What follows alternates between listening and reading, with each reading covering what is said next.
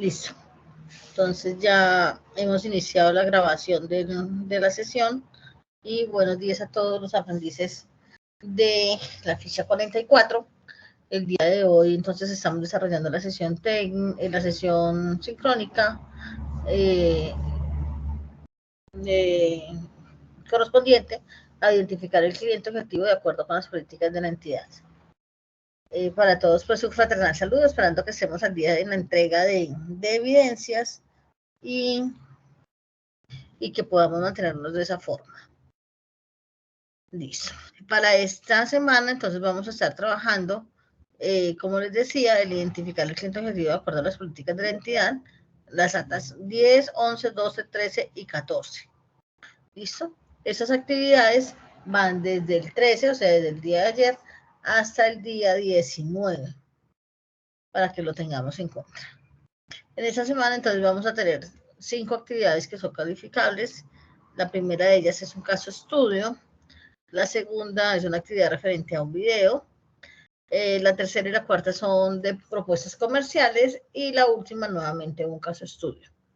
Importante tener en cuenta lo que siempre se dice en todas las sesiones, que las evidencias vengan con una portada, una introducción, unos objetivos, unas conclusiones, una bibliografía, si aplica. ¿Listo? Bueno, dentro de los temas que vamos a tratar se encuentra algo que se llama el riesgo. ¿Alguno de ustedes quiere contarnos, compartirnos qué comprenden por riesgo, qué entienden por riesgos? Sí, si alguien, no estoy mirando en ese momentico esa pantalla, pero bien puedan participar si alguno de ustedes nos quiere compartir qué quiere decir para ustedes riesgo. ¿Nadie? Bueno, como están muy habladores el día de hoy, pues les quiero comentar qué riesgo es la posibilidad de que algo desagradable acontezca, ¿sí? O sea, no hay seguridad de que pase, pero es una posibilidad. Y se asocia generalmente a la decisión de que conlleva a una exposición o a un tipo de peligro.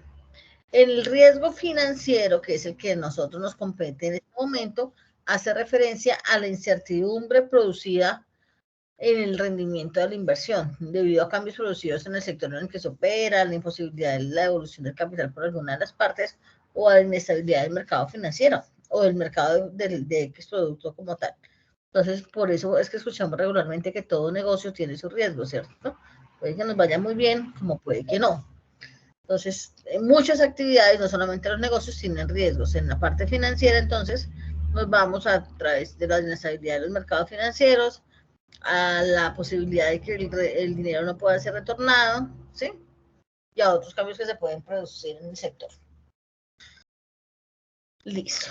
Teniendo en cuenta que es riesgo, entonces vamos a realizar para la primera evidencia un caso estudio, que es un caso de un ejercicio de afianzamiento, en el cual pues se plantea lo siguiente.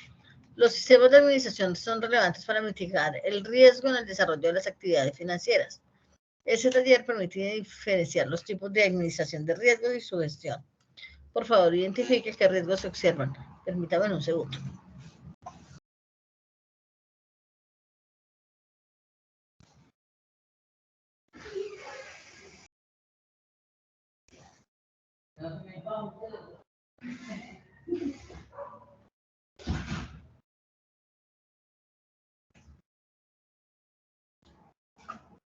Perdón.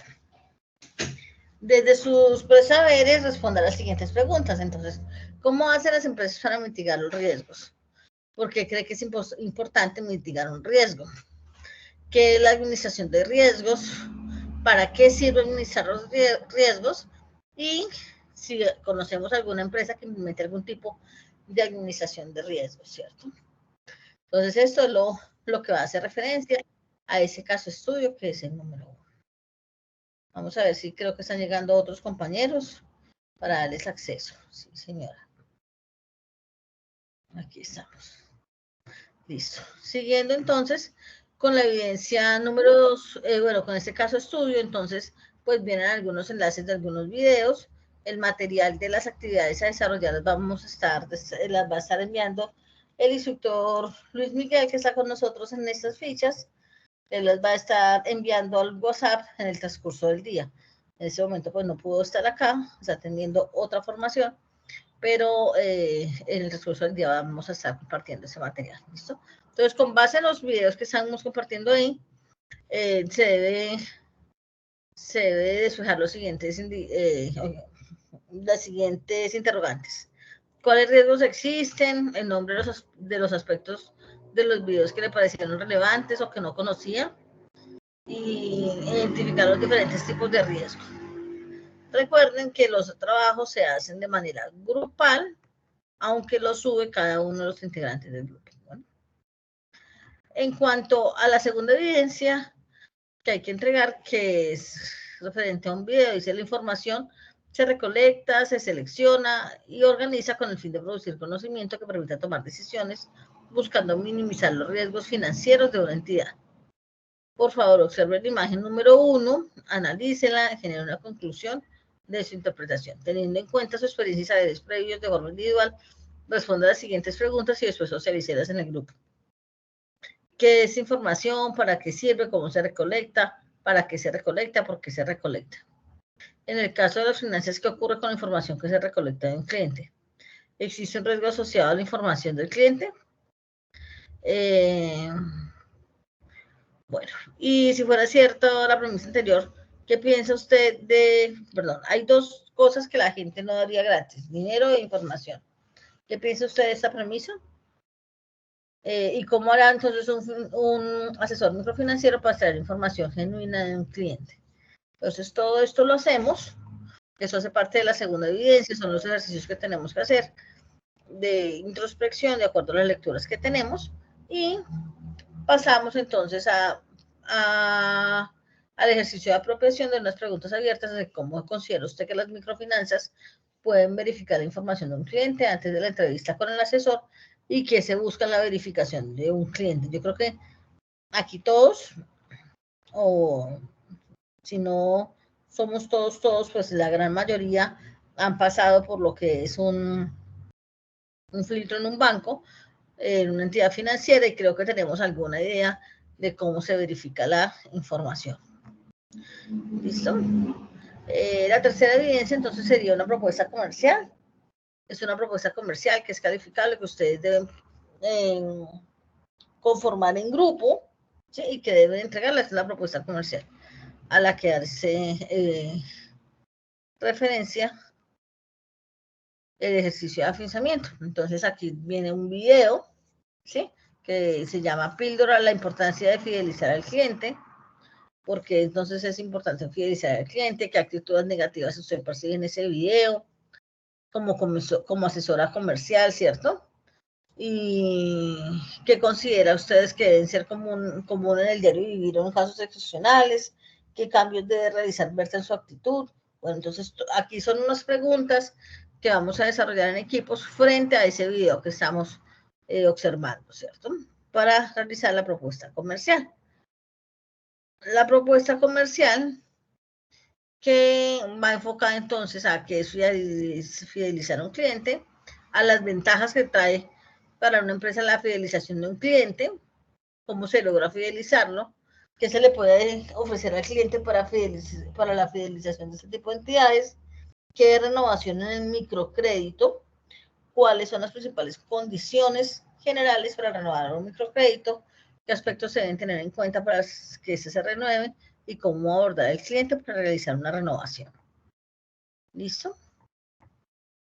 La última evidencia entonces hace referencia a un caso estudio. Este caso estudio entonces habla entonces de Wattpad, hace referencia a un artículo que se publicó el 19 de junio del 2020, que hablaba, pues, cuando estábamos en la pandemia de coronavirus, ¿sí? Y hace referencia a la estrategia aquella del día sin IVA en medio de una pandemia, pues que hacía pensar que si realmente estábamos en pandemia, cómo era posible que un gobierno, pues, antes promoviera fechas en las cuales iban a haber aglomeración de personas y demás, ¿sí? Entonces, además de ser promovido, fueron días de alto éxito, a pesar de los riesgos que eso tenía, ¿cierto? Entonces, este es el caso estudio que vamos a trabajar, y sobre ese caso estudio, pues vamos a revisar algunas preguntas sobre si será que había crisis o no había crisis, si la gente, ustedes creen que compraron con los ahorros, o compraron con excedente, o compraron endeudados, ¿por qué cree que la gente no compró en internet aunque había el mecanismo para hacer compras en línea? Prefirieron exponer su salud y ir en físico, en persona a las tiendas. Bueno, y todas las preguntas que hacen caso de este caso estudio. ¿Listo?